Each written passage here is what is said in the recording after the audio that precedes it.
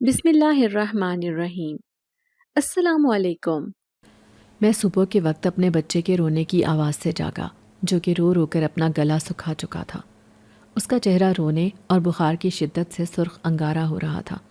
میں نے اس کے ماتھے پر ہاتھ لگایا تو ایسا لگا جیسے میں نے کسی تپتے انگارے کو چھو لیا ہو۔ ایک دم سے میرا کلیجہ مانو منہ کو آ گیا۔ میں نے جلدی سے اس کو گود میں لیا اور اس کو چپ کروانے کے لیے پیار سے کہا، بس کر جا میرے لال، بس، اور مت رو، ورنہ تیری طبیعت مزید بگڑ جائے گی۔ مگر وہ کمسن بچہ تو محض 1 سال کا بھی نہیں ہوا تھا۔ وہ بھلا میری بات کو کیسے سمجھتا؟ وہ تو خود اس وقت بخار سے بے حال ہو رہا تھا۔ میں پھرتی سے اٹھا اور اپنے بچے کو لے کر گھر سے باہر بھاگا۔ جلدی سے ساتھ پڑوس والی رشیدہ خالہ کا دروازہ کھٹکھٹایا تو ان کی بہو نے دروازہ کھول کر پوچھا، جی ندیم بھائی، کیا کام ہے اتنی صبح صبح؟ میں نے اس سے کہا کہ اس کو رشیدہ خالہ کو دے دو، یہ ان کے پاس ہی کچھ دیر آرام سے رہے گا۔ اس کو سخت بخار بھی ہو رہا ہے۔ مجھے کام پر جانے کی جلدی نہ ہوتی تو خود ہی اس کو سنبھال لیتا۔ مگر رشیدہ خالہ کی بہو نے ہنکارا بھر کر کہا، ندیم بھائی، اماں کی حالت کا تو آپ کو پتہ ہی ہے، ہر وقت طبیعت خراب رہتی ہے ان کی، ان کو بھی رات سے الٹیاں لگی ہوئی ہیں۔ اب وہ ایسی خراب حالت میں آپ کے بچے کو کیا ہی سنبھالیں گی، اس لیے برائے مہربانی آج اپنے بچے کا خود ہی کوئی بندوبست کریں۔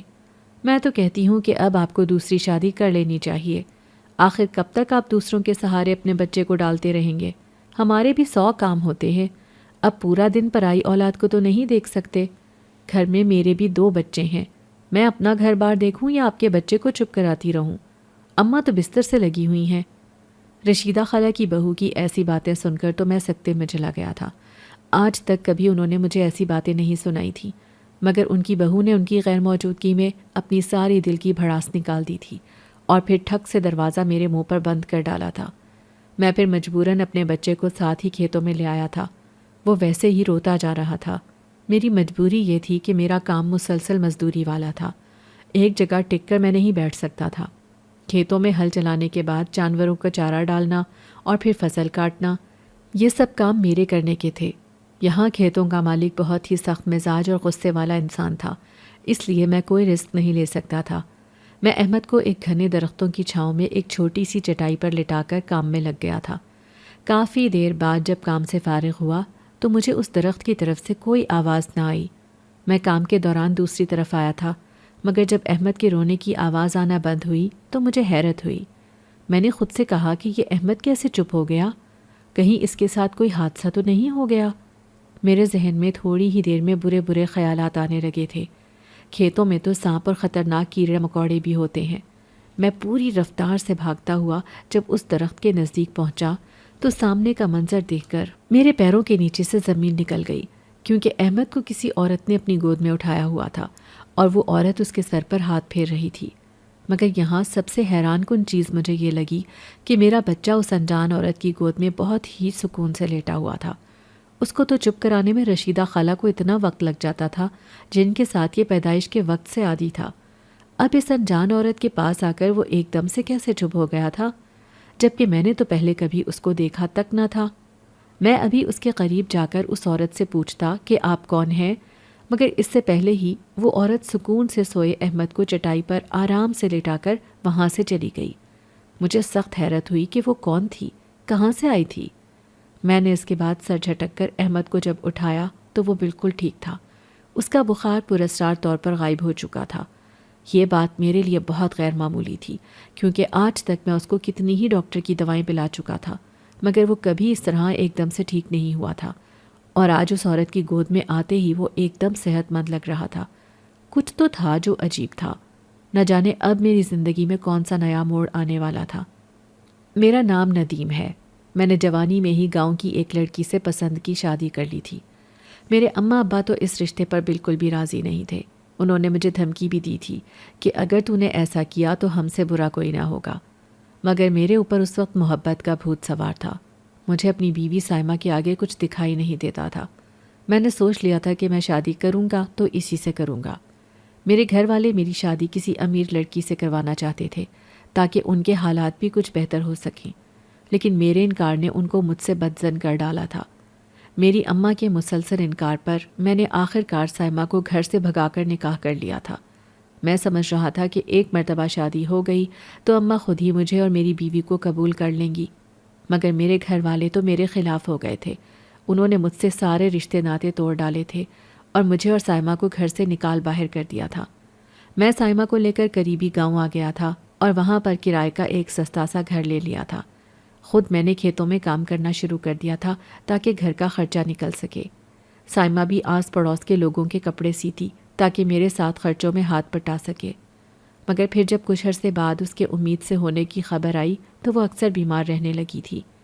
میرے پاس اتنا پیسہ نہیں تھا کہ میں اس کو ڈاکٹر کو دکھا سکوں۔ میری ساری کمائی گھر کے کرائے اور ایک وقت کی روٹی کے خرچے میں لگ جاتی تھی۔ میں اپنی محبوب بیوی کی دن بدن بگڑتی طبیعت کی وجہ سے کافی پریشان رہنے لگا تھا، کیونکہ میں نے بہت ساری عورتوں کو دیکھا تھا جن کے بچے ہوئے ہوں، ان میں سے کسی کی ایسی حالت نہیں ہوتی تھی۔ سائمہ اکثر رات میں درد کے مارے چلاتی اور تڑپتی رہتی۔ میں نے گاؤں کی دائی کو بھی دکھا دیا تھا، مگر اس کا کہنا تھا کہ جسمانی صحت کے لحاظ سے ماں اور بچہ ٹھیک ہیں۔ مجھے کچھ سمجھ نہیں آتی تھی کہ آخر اس کو ہوا کیا تھا، ایسی کیا وجہ تھی جو سائمہ کی حالت اس قدر خراب ہو گئی تھی۔ اس کی آنکھوں کے گیٹ سیاہ ہلکے پڑ گئے تھے اور رنگ خوراک کی کمی کی وجہ سے پیلا زرد پڑ چکا تھا۔ وہ ہر وقت یہی کہتی کہ مجھے رات کے وقت کچھ سائے دکھائی دیتے ہیں، مگر میں یہ کہہ کر اس کو ٹال دیتا تھا کہ یہ سب تمہارا وہم ہے، سائمہ ایسا کچھ نہیں ہے، تمہیں سر درد کی وجہ سے ایسا محسوس ہوتا ہوگا۔ مگر وہ ہر بار یہی بولتی کہ ندیم میرا یقین کرو، اس گھر میں جب سے میں آئی ہوں مجھے کچھ عجیب سے کالے سائے دکھائی دیتے ہیں، وہ مجھے ڈرانے کی کوشش کرتے ہیں، تم میرا یقین کرو، میں جھوٹ نہیں بول رہی۔ سائمہ ہر بار یہی کہتی، مگر مجھے ان سب باتوں پر یقین نہیں ہوتا تھا، مجھے یہ اس کا وہم لگتا تھا۔ پھر وہ وقت بھی آ گیا جب سائمہ نے ایک خوبصورت بچے کو جنم دیا، مگر اس کی پیدائش کے وقت ہی میرے اوپر قیامت ٹوٹ پڑی تھی کہ میں نے اپنی جان سے عزیز بیوی کو کھو دیا تھا۔ وہ زچگی کے دوران ہی صحیح خوراک نہ ملنے اور ذہنی پریشانی کی وجہ سے انتقال کر گئی تھی۔ میرے لیے یہ صدمہ اتنا بڑا تھا کہ 3 دن تک تو میں ہوش میں ہی نہیں رہا۔ مجھے بالکل خبر نہیں تھی کہ میرا بچہ جو ابھی پیدا ہوا تھا وہ کس حال میں تھا۔ آخر 3 دن بعد پڑوس والی رشیدہ خالہ میرے پاس آئیں۔ ان کے پاس ایک نومولود بچہ تھا۔ انہوں نے اس کو میری گود میں دیتے ہوئے کہا، ندیم بچے یہ دیکھ، تیرا بچہ، یہ تیری بیوی کی آخری نشانی ہے، اس کو تو اپنی شفقت سے محروم نہ کرنا، ویسے ہی پیدا ہوتے ساتھ یہ ماں کی ممتا سے محروم ہو گیا ہے، اب باپ کے پیار کی کمی اس کو نہیں ہونی چاہیے۔ میں نے اس بچے کا نام احمد رکھا تھا۔ وہ ہو بہو میری بیوی سائمہ جیسا دکھتا تھا۔ مجھے وہ اپنی جان سے زیادہ عزیز تھا، مگر نہ جانے کیوں وہ پیدائش کے بعد سے ہی بہت روتا تھا۔ اس کو ہر دوسرے دن بخار ہو جاتا تھا۔ میں اس کو گاؤں کے کلینک میں بھی دکھا چکا تھا، مگر وہاں کی ڈاکٹرنی نے کہا تھا کہ یہ بالکل ٹھیک ہے۔ نہ جانے ایسی وجہ کیا تھی کہ وہ گھر میں بلک بلک کر روتا تھا۔ میں کام پر جاتے ہوئے اس کو رشیدہ خالہ کے حوالے کر کے جاتا تھا۔ وہ ایک نیک دل بوڑھی عورت تھیں جن کی اکثر اپنی بھی طبیعت خراب رہتی تھی، مگر اس کے باوجود انہوں نے کبھی مجھے انکار نہیں کیا تھا۔ بس وہ اکثر یہ کہتی تھیں کہ ندیم بیٹے تو دوسری شادی کیوں نہیں کر لیتا؟ احمد کو ایک ماں کی گود کی ضرورت ہے جو کہ اس کی ہر ضرورت کا خیال رکھے، ایسے تو یہ بیچارہ بہت کمزور اور بیمار ہو جائے گا۔ ان کی بات بالکل ٹھیک تھی، مگر میں ان سے یہی کہتا کہ خالہ آپ صحیح کہہ رہی ہیں، مگر میری مجبوری ہے کہ میں سائمہ کی جگہ کبھی کسی دوسری عورت کو نہیں دے سکتا، اور مجھے اچھے سے پتہ ہے سوتیلی ماں کبھی بھی پرائے بچے کو ماں کا پیار نہیں دے سکتی ہے۔ میں اپنے بچے کے ساتھ ناانصافی ہوتے نہیں دیکھ سکتا۔ مجھے بیوی کی کوئی ضرورت نہیں ہے۔ آپ سے درخواست ہے کہ احمد کا تب تک خیال رکھ لیا کریں جب تک میں کام پر ہوتا ہوں، پھر جب یہ تھوڑا بڑا ہو جائے گا میں اس کو ساتھ کام پر لے جایا کروں گا۔ وہ میری بات سن کر چپ ہو جاتی تھی۔ اسی طرح وقت گزرتا گیا۔ کچھ مہینوں بعد ہی ایک صبح احمد کو پھر سے شدید بخار ہوا، مگر رشیدہ خالہ کی بہو کے منہ پر دروازہ بند کرنے کی وجہ سے مجھے مجبوراً اپنے بچے کو کھیتوں میں ساتھ لے کر جانا پڑا تھا۔ وہاں پر اس عورت کی گود میں آتے ہی وہ چپ ہو گیا تھا۔ اس دن کے بعد جب میں شام ہوتے ہی گھر آیا تو مجھے عجیب سا محسوس ہوا، کیونکہ احمد بالکل چپ تھا۔ پیدائش سے لے کر اب تک میں نے اس کو ہمیشہ روتے ہوئے ہی دیکھا تھا۔ اب ایسے چپ دیکھ کر مجھے کچھ غیر معمولی لگا، مگر پھر میں نے سوچا کہ چلو شکر ہے یہ رو نہیں رہا، ورنہ اس کی طبیعت پھر سے خراب ہو جائے گی۔ اس کے بعد رات کے وقت میں نے خود کھانا کھایا اور احمد کے لیے دودھ کا فیڈر تیار کیا، مگر وہ پینے سے انکار کر رہا تھا۔ مجھے لگا شاید اس کو بھوک نہیں ہوگی، اس لیے میں نے اس کو اپنے ساتھ پلنگ پر لٹایا اور اس کو ساتھ ساتھ تھپکی دیتا سلانے کی کوشش کرنے لگا۔ اسی دوران نہ جانے کس وقت میری آنکھ لگی اور میں نیند کی وادیوں میں کھوتا چلا گیا۔ دن بھر محنت مزدوری کی وجہ سے میرا تھکاوٹ سے برا حال ہوتا تھا، اسی لیے بستر پر لیٹتے ہی سو جاتا تھا۔ میری آنکھ رات کے کسی پہر پیاس لگنے کی وجہ سے کھلی تھی، لیکن جب میری نظر قریب لیٹے احمد پر پڑی تو چونک گیا، کیونکہ وہ اس وقت جاگا ہوا تھا اور مسلسل کھلی ہوئی کھڑکی کی طرف دیکھ کر مسکرا رہا تھا۔ یہ دیکھ کر مجھے کافی عجیب سا احساس ہوا۔ میرے دل کی دھڑکن تیز ہو گئی کہ آخر یہ کیسے ہو سکتا تھا؟ میں تو کمرے میں کھڑکیاں اور دروازے اچھے سے بند کر کے سوتا ہوں، یہ کس نے کھول دیے؟ اور یہ احمد کیوں مسلسل کھڑکی کی جانب دیکھ رہا تھا؟ مجھے ایسا محسوس ہوا جیسے اس کو کچھ ایسا دکھائی دے رہا تھا جو میں دیکھنے سے قاصر تھا۔ مجھے حیرت اس بات پر ہوئی کہ وہ اب تک جاگ کیسے رہا تھا۔ اتنی رات گئے تک تو ہر کوئی سو جاتا تھا۔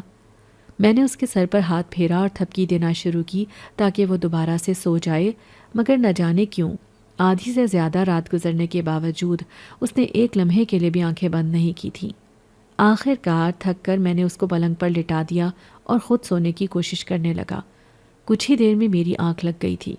پھر صبح جب میں جاگا تو احمد کو اپنے سے پہلے جاگا دیکھ کر مجھے مزید پریشانی ہونے لگی، کیونکہ وہ ساری رات نہیں سویا تھا، مگر اس کا چہرہ کافی تر و تازہ لگ رہا تھا۔ میں نے ناشتہ تیار کیا اور احمد کے لیے پھر سے گرم دودھ لایا، مگر وہ اس مرتبہ بھی دودھ پینے سے انکاری تھا، جس کا یہی مطلب تھا کہ اس کا پیٹ بھرا ہوا تھا۔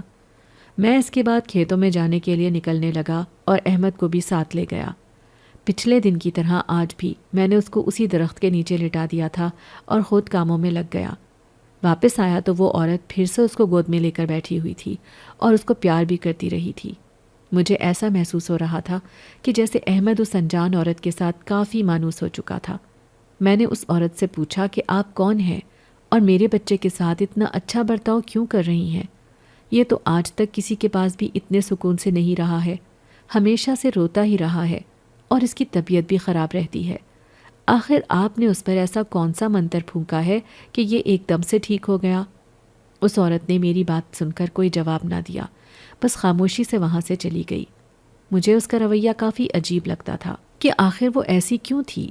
اس کا حلیہ بھی ہمارے گاؤں کی دوسری عورتوں جیسا نہیں تھا۔ اس نے ایک سرخ رنگ کا لباس پہن رکھا ہوتا تھا اور آنکھوں میں بھر بھر کر سرما لگایا ہوا تھا۔ اس کے کالے لمبے بال کمر سے نیچے تک آتے تھے۔ میں نے آج سے پہلے اپنی زندگی میں اتنی حسین عورت کبھی نہیں دیکھی تھی۔ اس کے اندر ایک عجیب سی طلسماتی کشش تھی، جو بھی اس کو دیکھتا تو دنگ رہ جاتا۔ اس عورت کی شخصیت میں ایک روپ تھا، جیسے وہ کہیں کی ملکہ ہو۔ اس کا قیمتی لباس اور زیور بہت ہی شاہانہ تھا۔ میں اس عورت کے جانے کے بعد احمد کو اٹھا کر واپس گھر لے آیا، مگر گھر آتے ساتھ ہی وہ پھر سے رونے لگا تھا۔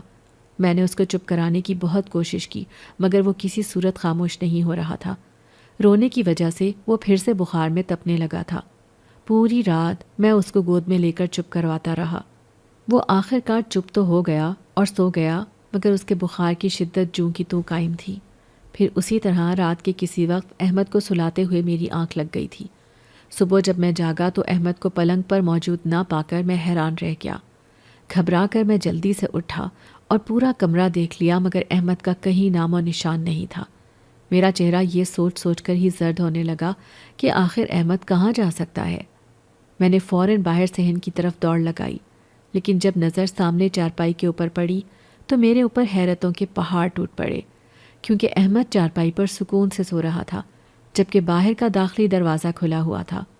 میں پھٹی آنکھوں سے یہ سوچنے کی کوشش کر رہا تھا کہ آخر کون آیا تھا گھر پر۔ میں تو دروازے کو اچھے سے کنڈا لگا کر سویا تھا۔ یہ سب آخر میرے ساتھ ہو کیا رہا تھا؟ مجھے کچھ بھی سمجھ نہیں آ رہا تھا۔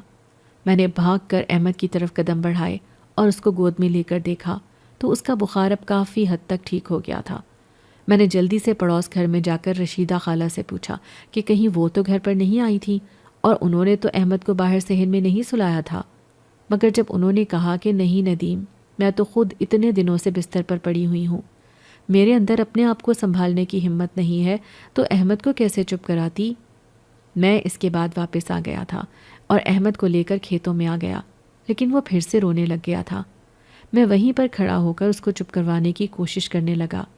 کچھ فاصلے پر کھیتوں کا مالک کھڑا مجھے سخت نظروں سے گھور رہا تھا، مگر میرے ہاتھ پاؤں پھولے ہوئے تھے کہ آخر کیسے کام پر جاؤں۔ ایک طرف اپنے بچے کی بلکتی حالت تھی تو دوسری طرف میری نوکری۔ آخر جب مالک کی برداشت جواب دے گئی تو وہ دندناتا ہوا میرے پاس آیا اور چلاتے ہوئے کہنے لگا، ندیم، اگر تو نے سارا دن کام پر بھی اپنے بچے کو گود میں سنبھالنا ہے تو اس سے بہتر ہے کہ کل سے تو بھی کام پر مت آ، گھر بیٹھ کر یہ کام کر۔ میرے پاس مزدوروں کی کوئی کمی نہیں ہے جو میں تیرے جیسے ہڈ حرام پر پیسے ضائع کرتا پھروں۔ میں مالک کے منہ سے یہ سن کر گھبرا گیا تھا۔ میں نے ان کے آگے ہاتھ جوڑے کہ خدارا میرے اوپر ترس کھائیں، میں بس کام شروع کرتا ہوں، آپ کو اللہ کا واسطہ ہے ایسا مت کرے۔ اس کے بعد انہوں نے مجھے کہا کہ یہ تیرے پاس آخری موقع ہے، اگر تو نے اپنا کام پورا نہ کیا تو پھر کل سے تجھے کام پر آنے کی کوئی ضرورت نہیں ہے۔ میں نے اس بات میں سر ہلا دیا۔ انہوں نے آج مجھے سزا کے طور پر دیر تک کام کرنے کا حکم دے ڈالا تھا۔ میں احمد کو وہیں درخت کے نیچے لٹا کر کام میں لگ گیا تھا۔ کام کرتے ہوئے مجھے کافی دیر ہو گئی تھی۔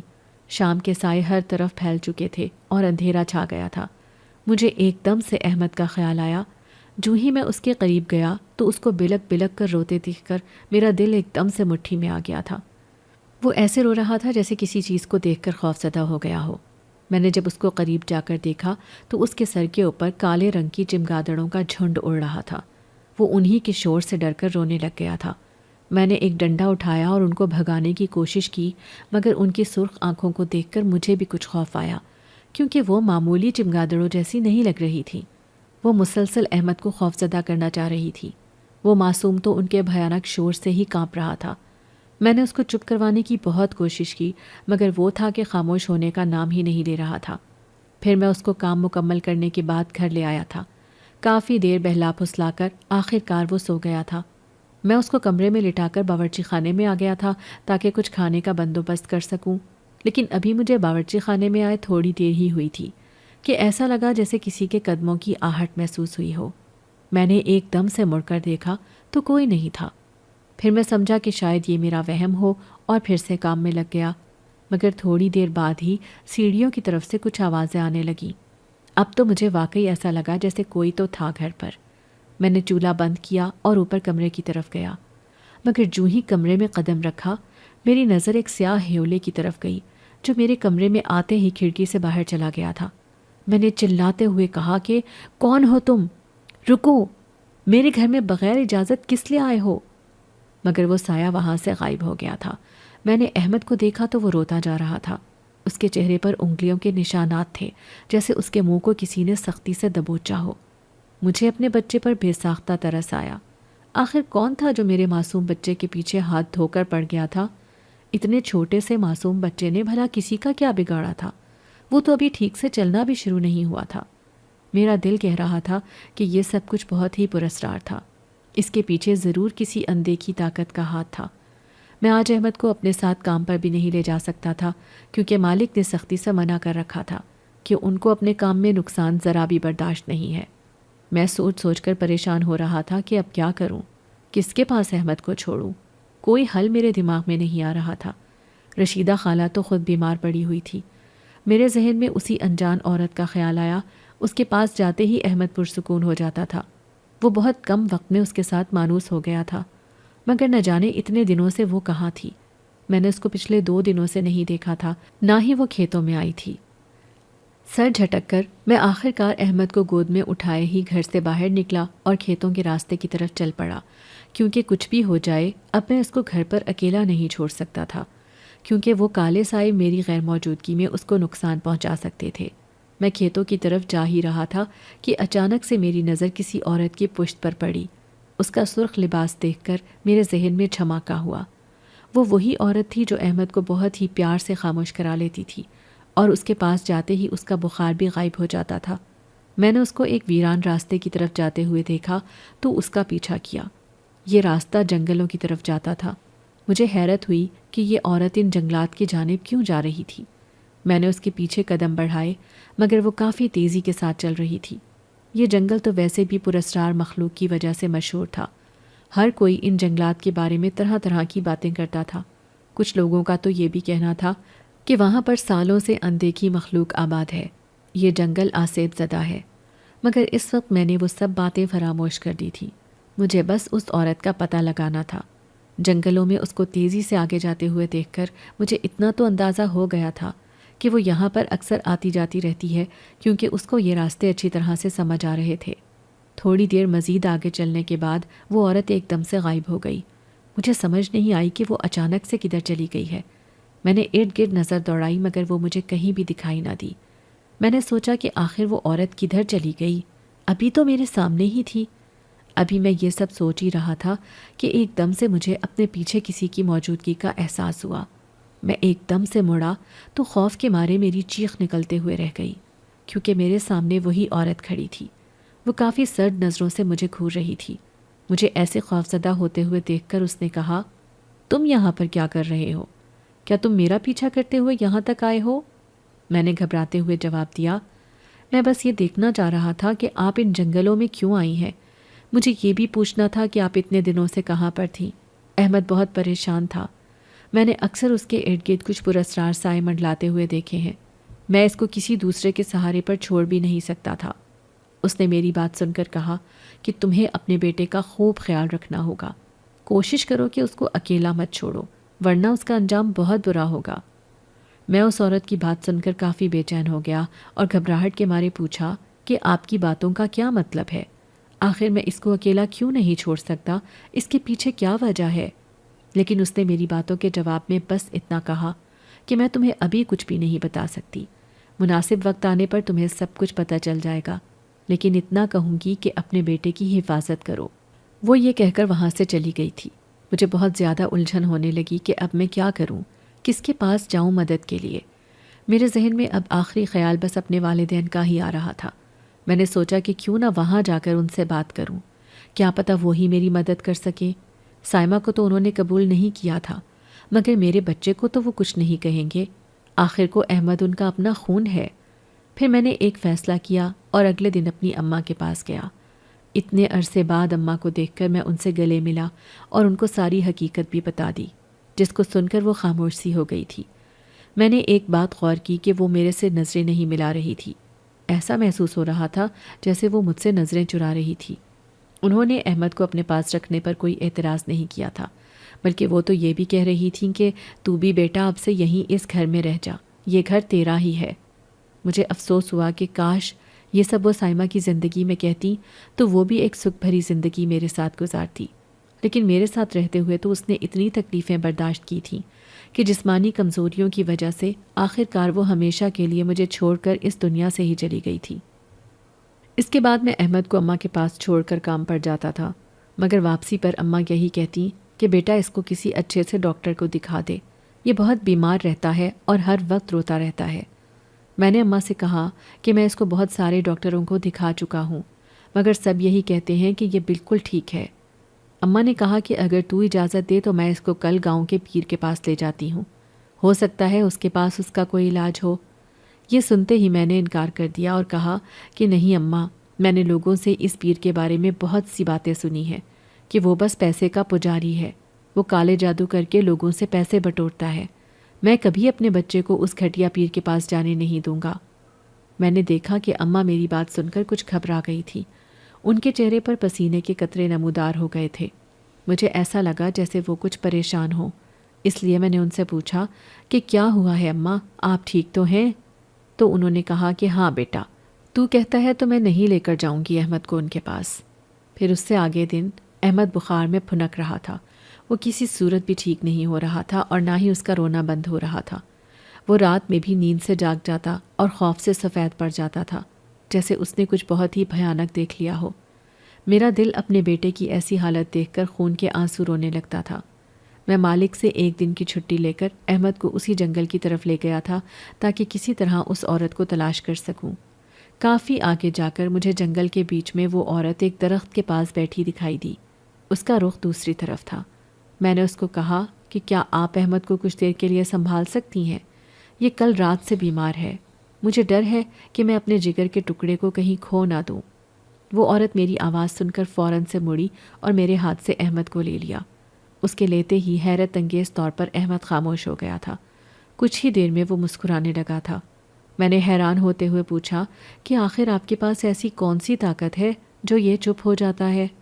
اس عورت نے کہا کہ میں نے تمہیں کہا تھا کہ اپنے بچے کا خوب خیال رکھنا، مگر تم نے پھر سے اس کو اکیلا چھوڑ دیا تھا۔ میں نے اس عورت سے پوچھا کہ آخر آپ مجھے بتا کیوں نہیں دیتی کہ اس کے ساتھ کیا مسئلہ ہے؟ احمد کیوں ہر وقت بیمار رہتا ہے؟ تو وہ کہنے لگی کہ میں تمہیں بتا تو دوں گی، مگر تمہیں کافی حوصلے سے کام لینا ہوگا۔ بے بسی کے مارے میری آنکھوں میں آنسو آ گئے تھے۔ میں نے کہا کہ مجھے اب جاننا ہے کہ آخر میرے بچے کی ایسی حالت کیوں ہوتی ہے۔ تو وہ کہنے لگی کہ احمد کے اوپر ایک 100 سال پرانی آتما کا سایہ ہے۔ وہ اس کو اکیلے دیکھ کر اس کے سامنے آتی ہے اور اس کو ڈراتی ہے، جس کی وجہ سے یہ معصوم بچہ ڈر جاتا ہے اور اسی خوف کے باعث اس کو بخار ہو جاتا ہے۔ اس عورت کے منہ سے یہ سب سن کر میرا چہرہ لٹھے کی مانند سفید پڑ گیا تھا۔ میں نے اس سے پوچھا کہ آپ یہ کیسے کہہ سکتی ہیں؟ میں نے تو آج تک کسی کو نہیں دیکھا۔ تو وہ کہنے لگی کہ یہ آتما بہت طاقتور ہے جو کہ صرف احمد کو دکھائی دیتی ہے۔ اس عورت کی بات سن کر میرے ذہن میں وہ سیاہ سایہ لہرایا اور وہ چمگادڑوں کا جھنڈ جو کہ اس رات کھیتوں میں احمد کے اوپر ہی منڈلا رہی تھی۔ اس کے بعد احمد کے منہ پر جو انگلیوں کے نشانات تھے، ایک ایک کر کے وہ سب واقعات میری نظروں کے سامنے گھومنے لگے تھے۔ اس کا مطلب یہ عورت جو کچھ بھی کہہ رہی تھی ایک دم سچ تھا۔ میں نے اس عورت سے پوچھا کہ اب مجھے کیا کرنا ہوگا کہ وہ آتما میرے بچے کی جان چھوڑ دے؟ تو وہ کہنے لگی کہ وہ آتما کافی طاقتور ہے، اتنی آسانی سے اس کا پیچھا نہیں چھوڑنے والی، مگر میں تمہیں ایک تعویذ دے رہی ہوں، اس کو احمد کے ہاتھ پر باندھ دو، اس سے یہ وقتی طور پر اس آتما سے محفوظ رہے گا۔ اس عورت سے وہ تعویذ لے کر میں نے اپنے بچے کے بازو پر باندھ دیا تھا۔ میں نے اس سے پوچھا کہ آخر یہ آتما میرے بچے کے پیچھے کیسے پڑی ہے؟ یہ تو جب سے پیدا ہوا تب سے ہی ایسا ہے، ہر وقت بیمار رہتا ہے۔ تو وہ کہنے لگی کہ اس کے پیچھے ایک بہت بڑا راز ہے، لیکن میں تمہیں ابھی وہ نہیں بتا سکتی، ورنہ تم وہ صدمہ برداشت نہیں کر سکو گے۔ میں نے اس سے کہا کہ خدا را آپ مجھ سے کچھ نہ چھپائیں۔ تو اس نے کہا کہ تمہاری بیوی پر کسی نے کالا جادو کروایا تھا، اور جب وہ امید سے ہوئی تو اس کے ساتھ ساتھ اس جادو کا اثر تمہارے بچے پر بھی ہو گیا تھا۔ اسی وجہ سے تمہاری بیوی کی موت ہوئی تھی، کیونکہ وہ کالے سائے ہر وقت تمہاری بیوی کو بھی ڈراتے رہتے تھے۔ اس عورت کی بات سن کر مجھے سائمہ کی باتیں یاد آنے لگیں، جب وہ مجھ سے کہا کرتی تھی کہ ندیم، مجھے اپنے ارد گرد کالے سائے نظر آتے ہیں، مگر میں یہ کہہ کر اس کی بات جھٹلا دیا کرتا تھا کہ وہ شاید بیماری کی وجہ سے ایسی بہکی بہکی باتیں کرتی ہے۔ میری آنکھوں میں سائمہ کی تکلیف کا سوچ کر آنسو آ گئے تھے۔ میں وہیں پر پھوٹ پھوٹ کر رونے لگ گیا تھا۔ اس عورت نے مجھے کہا کہ گھبراؤ مت، اس سب کا ایک حل ہے، اگر تم میرا ساتھ دو تو ہم اس آتما کا کام تمام کر سکتے ہیں، اس طرح تمہارے بچے کی جان بھی بچ جائے گی۔ میں نے اس سے کہا کہ تم جو کہو گی میں کرنے کو تیار ہوں۔ اس کے بعد اس نے کہا کہ ہمیں اس آتما کے ٹھکانے پر جا کر اس کی طاقت کو ختم کرنا ہوگا۔ اس نے میرا ایک خاص پتھر چرایا ہوا ہے اور اسی کی پراسرار طاقتوں کی وجہ سے وہ اتنی شفاق بن چکی ہے۔ میں نے گھبراتے ہوئے اس سے کہا کہ آپ کون ہیں آخر، اور یہ کس پتھر کا ذکر کر رہی ہیں؟ تو وہ کہنے لگی کہ یہ سب میں تمہیں بتا دوں گی، ابھی سب سے پہلے ہمیں اس آتما کا کام تمام کرنا ہے۔ جب تک وہ ارد گرد منڈلاتی رہے گی تم کبھی بھی اپنے بچے کو ٹھیک نہیں دیکھ سکو گے۔ میں نے اس کی بات سن کر اس بات میں سر ہلایا کہ ٹھیک ہے، آپ جیسا کہیں گی میں ویسا کروں گا۔ اس کے بعد اس عورت نے کہا کہ 2 دن بعد اماوس کی رات ہے، ہمیں اس سے پہلے ہی اس کا کام تمام کرنا ہوگا، ورنہ وہ تمہارے بچے کو بڑا نقصان پہنچا دے گی۔ کل رات تم شام ہونے سے پہلے یہاں احمد کو لے کر آ جانا، ابھی تم گھر چلے جاؤ۔ شام کے وقت تم دونوں کا گھر سے باہر اکیلے رہنا خطرے سے خالی نہیں ہے، اس آتما کے چیلے تم پر نظر رکھے ہوئے ہیں۔ میں اس کی بات سن کر جلدی سے گھر کی طرف چل پڑا، مگر سارا راستہ مجھے ایسا محسوس ہو رہا تھا جیسے کوئی اندیکھا سایہ میرے پیچھے تھا۔ میں کتنی بار مڑ کر دیکھ چکا تھا مگر کوئی بھی دکھائی نہیں دے رہا تھا۔ میرا پورا جسم پسینے سے شرابور ہو چکا تھا۔ میں مسلسل آیت الکرسی پڑھ کر چلتا جا رہا تھا، جس کی وجہ سے وہ پراسرار آہٹ محسوس ہونا بند ہو گئی تھی۔ کچھ دیر بعد جب گھر آیا تو میں احمد کو اپنے ساتھ لے کر کمرے میں جانے لگا تھا کہ اماں کی آواز آئی۔ وہ کمرے میں آپا کے ساتھ بات کر رہی تھی۔ مجھے تو لگتا ہے کہ احمد کی ایسی حالت ہماری اس غلطی کی وجہ سے ہوئی ہے جو میں نے غصے میں آ کر کی تھی۔ اب اس کا خمیازہ میرا پوتا بھگت رہا ہے۔ اماں کی آواز میں مجھے شرمندگی کا تاثر محسوس ہوا تھا۔ مجھے سمجھ نہیں آئی کہ آخر وہ کون سی غلطی کی بات کر رہی تھی۔ وہ تو جب سے پیدا ہوا تھا تو اماں نے اس کو دیکھا تک نہ تھا، پھر اماں اس کی ایسی حالت کی ذمہ دار کیسے ہو سکتی تھی؟ میرے ذہن میں بے تحاشا سوالات گردش کرنے لگے۔ اچانک سے اماں کی نظر میرے اوپر پڑی تو وہ گھبرا کر میرے پاس آئی اور بولی، ارے ندیم بیٹا، تو کس وقت آیا؟ مجھے ایسا لگا جیسے ان کو کسی بات کا ڈر ہو کہ ان کی کوئی چوری نہ پکڑی گئی ہو۔ میں نے بس بہانہ بنایا کہ ابھی ابھی آیا ہوں اور بس سونے جا رہا ہوں۔ اماں نے مجھے بہت کہا کہ تو تھکا ہوا ہے، احمد کو میرے پاس چھوڑ دے، مگر جب سے اس عورت کے منہ سے وہ انکشاف سنے تھے، مجھے احمد کو کسی کے پاس چھوڑنے پر بھی خوف آ رہا تھا۔ اوپر سے اب اماں کی باتوں نے میرے ذہن کو مزید الجھن میں ڈال دیا تھا۔ میں احمد کو بستر پر لٹا کر سونے کی کوشش کرنے لگا تھا۔ کچھ ہی دیر میں میری آنکھ لگ گئی۔ اگلے دن میں کھیتوں میں جلدی ہی اپنا کام ختم کر کے جنگلوں کی طرف آ گیا تھا، جہاں پر وہ عورت میرا انتظار کر رہی تھی۔ مجھے دیکھتے ہی وہ کہنے لگی کہ احمد کو ہم میری جھونپڑی میں چھوڑ کر جائیں گے۔ میں نے اس سے کہا کہ ایسا کیسے ہو سکتا ہے؟ میں اپنے بچے کو اتنے سنسان جنگلوں میں اکیلا چھوڑ کر کیسے چلا جاؤں؟ اگر اس کو کسی جنگلی جانور نے نقصان پہنچا دیا تو میں کیسے اس کو بچا سکوں گا؟ تو وہ کہنے لگی کہ میں نے اپنی جھونپڑی کے گرد ایک حفاظتی حصار بنا دیا ہے، جس کی وجہ سے کوئی بھی جانور یا کالا سایہ اس جھونپڑی کے قریب بھی نہیں بھٹک سکتا۔ میں نے اس عورت کی آنکھوں کی طرف دیکھا تو وہ سرخ انگارہ ہو رہی تھی۔ نہ جانے ان میں ایسی کون سی کشش تھی کہ میں نے اس کی بات پر اعتبار کر لیا تھا اور اپنے معصوم بچے کو اپنے اللہ کے حوالے کر کے اس عورت کے ساتھ چلنے پر راضی ہو گیا۔ وہ عورت مجھے جنگل کے مختلف راستوں سے گزارتی ہوئی ایک ویران جگہ پر لے آئی تھی۔ اس سب کے دوران ہمیں 2 گھنٹے لگ گئے تھے، کیونکہ یہ جگہ انسانی آبادی سے بہت ہی دور تھی۔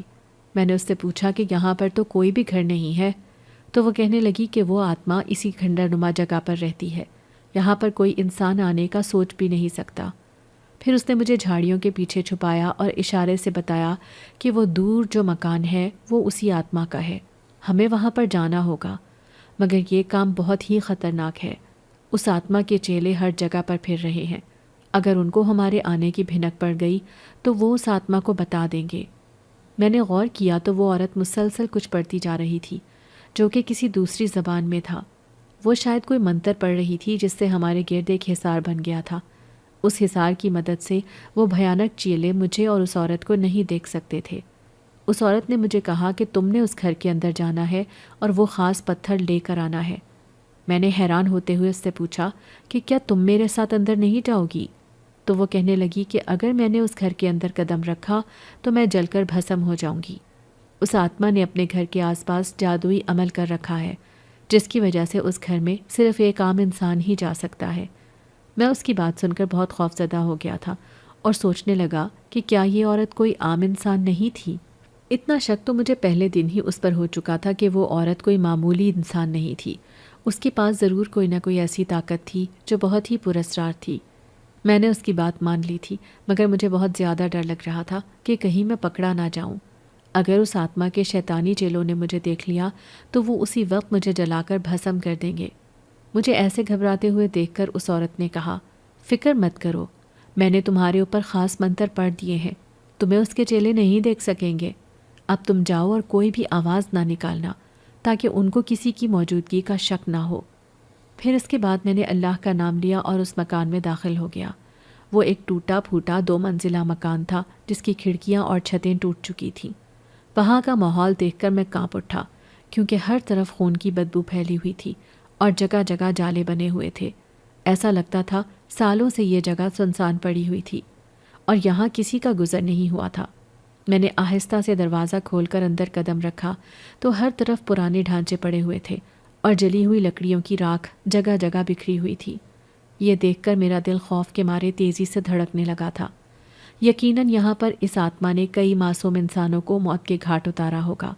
اب اس کا اگلا شکار میرا معصوم بچہ احمد تھا۔ میں نے جلدی سے اپنا دل مضبوط کیا اور سامنے موجود ایک خالی کمرے کی طرف گیا۔ وہاں پر ہر چیز ٹوٹی پھوٹی ہوئی تھی۔ میری نظر سامنے ایک الماری کی طرف گئی جس کا دروازہ تھوڑا سا کھلا ہوا تھا۔ میں نے اس میں جا کر تلاشی لینی شروع کی تو کچھ ہی دیر میں مجھے ایک پوٹلی ملی۔ اس سیاہ رنگ کی پوٹلی کو میں نے کھول کر دیکھا تو اس میں ایک بڑا سا پتھر پڑا تھا جس سے تیز روشنی نکل رہی تھی۔ میں نے اس پوٹلی کو جلدی سے اپنی قمیض کی جیب میں چھپا لیا اور وہاں سے واپس جانے کے لیے مڑا، کیونکہ میرا مقصد پورا ہو چکا تھا۔ باہر سے مجھے بہت ساری چمگادڑوں کے شور کی آواز آنے لگی تو میں اسی کمرے میں کونے میں چھپ کر کھڑا ہو گیا۔ مجھے بہت ڈر لگ رہا تھا کہ اگر ان کی نظر میرے اوپر پڑ گئی تو وہ مجھے چیر پھاڑ کر رکھ دیں گی۔ کچھ دیر بعد جب باہر سے آوازیں آنا بند ہوئیں تو میں نے ہلکے سے قدم باہر نکالا۔ وہ وہاں سے جا چکی تھی۔ میں نے اللہ کا نام لے کر پھرتی سے باہر کی جانب دوڑ لگائی، مگر مجھے ایسا لگ رہا تھا جیسے کوئی میرے پیچھے آ رہا ہو۔ تیز قدموں کی آواز مجھے بہت واضح طور پر سنائی دے رہی تھی، جس کی وجہ سے میرا ڈر کے مارے برا حال تھا۔ اچانک سے میرا ہاتھ کسی نے سختی سے پکڑا اور مجھے جنگل کی طرف لے کر بھاگنے لگا۔ مجھے اپنے پیچھے کسی کے چیخنے کی آواز آئی تو میں نے مڑ کر دیکھا۔ وہاں پر بہت ساری چمگادڑیں میرے پیچھے لہو لہان پڑی تھیں۔ جب میں نے سامنے مڑ کر دیکھا تو وہی عورت کھڑی تھی۔ اس نے مجھے کہا کہ جلدی کرو، اس آتما کے چیلوں کو خبر ہو گئی ہے کہ تم نے اس خاص پتھر کو چرا لیا ہے، اب وہ ہمیں مارنے کے لیے آ رہے ہیں۔ میں یہ سن کر سفید پڑ گیا، مگر وہ عورت کافی تیزی سے بھاگ رہی تھی۔ ہمیں اپنے پیچھے آہٹ محسوس ہو رہی تھی۔ وہ جو کوئی بھی تھا ہماری ہی طاق میں تھا۔ آخر کار کافی زیادہ چلنے کے بعد وہ عورت اس جھونپڑی کے پاس آئی اور مجھے کہا کہ چلو اندر، تمہیں کافی چوٹیں آئی ہیں۔ میں نے اپنے ہاتھ اور پیروں کی طرف دیکھا تو ان پر زخم آئے ہوئے تھے۔ یہ یقیناً تیزی سے بھاگنے کی وجہ سے ہوا تھا۔ اس نے مجھے ایک جگہ بیٹھنے کو بولا اور ایک طرف پڑے ڈبے میں سے کوئی مرہم نکالنے لگی۔ پھر میری طرف مڑ کر کہا کہ اس کو اپنے زخموں پر لگا لو، یہ تھوڑی دیر میں ٹھیک کر دے گا تمہیں۔ میں نے اس کی بات پر عمل کیا تو واقعی میں کچھ ہی دیر میں ایسا لگا جیسے مجھے کوئی تکلیف آئی ہی نہیں تھی۔ میں نے اس کا شکریہ ادا کیا اور پھر احمد کو دیکھا جو پرسکون نیند سو رہا تھا۔ اس کے بعد اس عورت نے مجھ سے کہا کہ وہ پتھر مجھے دے دو تاکہ میں عمل شروع کر سکوں۔ میں نے وہ پتھر اس کو پکڑا دیا تھا۔ اس کے بعد وہ عورت باہر جانے لگی تو میں نے اس سے پوچھا کہ آخر آپ کیسے اس آتما کو ختم کریں گی؟ وہ تو بہت طاقتور ہے۔ تو وہ کہنے لگی کہ اب میرا یہ جناتی پتھر میرے پاس آ گیا ہے جو اس نے میرے آبا و اجداد سے چھینا تھا۔ اب اس کی طاقت ویسے ہی کم ہو گئی ہے۔ تم فکر نہ کرو، میں یہ پراسرار عمل کروں گی تو تمہیں سب پتہ چل جائے گا۔ اس عورت کے منہ سے جنات کا ذکر سن کر میرے پیروں کے نیچے سے مانو زمین کھسک گئی ہو۔ اس کا مطلب کہ یہ عورت انسان نہیں تھی، کوئی پراسرار طاقتیں رکھنے والی مخلوق تھی۔ مجھے ایسے ڈرتے ہوئے دیکھ کر وہ عورت کہنے لگی، گھبراؤ مت، میں بھلے ایک ملکہ جنات ہوں مگر مجھ سے تمہیں یا تمہارے بچے کو کبھی کوئی نقصان نہیں پہنچ سکتا۔ مجھے بچے بہت پسند ہیں۔ اس کے بعد میں خاموشی سے وہاں پر بیٹھ گیا تھا اور وہ عورت جنگل میں آگ لگا کر کوئی عمل کرنے لگ گئی تھی۔ وہ عمل کرتے ہوئے اس کو پوری رات لگ گئی۔ آخر کار اس نے صبح کے وقت اس آگ میں کچھ پڑھ کر پھونکا تو فضا میں زوردار چیخ گونجی، جس کے بعد اس عورت نے آنکھیں کھولی اور کہا کہ وہ آتما جل کر راکھ ہو چکی ہے، اب کوئی خطرہ نہیں ہے، تمہارا بیٹا اب اس آتما کے سائے سے نکل چکا ہے۔ میں نے اس ملکہ جنات کا بہت شکریہ ادا کیا اور اس سے پوچھا کہ کیا آپ کو معلوم ہے کہ اس سب کے پیچھے کس کا ہاتھ تھا؟ آخر کس نے میری بیوی پر کالا جادو کیا تھا؟ تو اس نے کہا کہ یہ سب تمہاری ماں نے اس گھٹیا پیر کی مدد سے کیا تھا تاکہ تمہاری بیوی تمہاری جان چھوڑ دے، مگر جب ان کا مقصد کامیاب نہ ہوا تو وہ دونوں مایوس ہو گئی تھی۔ میرے کان یہ سن کر سائیں سائیں کرنے لگے۔ اس کے بعد ملکہ جنات نے مجھے ڈھیر ساری دولت دی اور کہا کہ یہ لو، یہ تمہارے کام آئے گی، یہ میری طرف سے انعام ہے۔ پھر وہ اپنی دنیا میں چلی گئی۔ میں اس کے بعد وہاں سے اپنی اماں کے پاس آیا اور ان سے سوال جواب کیے تو وہ ہاتھ جوڑ کر معافی مانگنے لگی تھی۔ میں نے آخر کار ان کو معاف کر دیا تھا کیونکہ اب تو جو ہونا تھا وہ ہو چکا تھا۔ پھر میں اپنے بچے کے ساتھ ایک پرسکون زندگی گزارنے لگا تھا۔ اگر آپ کو آج کی ہماری کہانی پسند آئی ہے تو اسے لائک کیجیے اور اپنے پیاروں کے ساتھ شیئر کیجیے، اور ہاں، اگر آپ نے ابھی تک ہمارا چینل سبسکرائب نہیں کیا تو ضرور کیجیے۔ ملتے ہیں کل ایک نئی اور دلچسپ کہانی کے ساتھ، تب تک کے لیے اللہ حافظ۔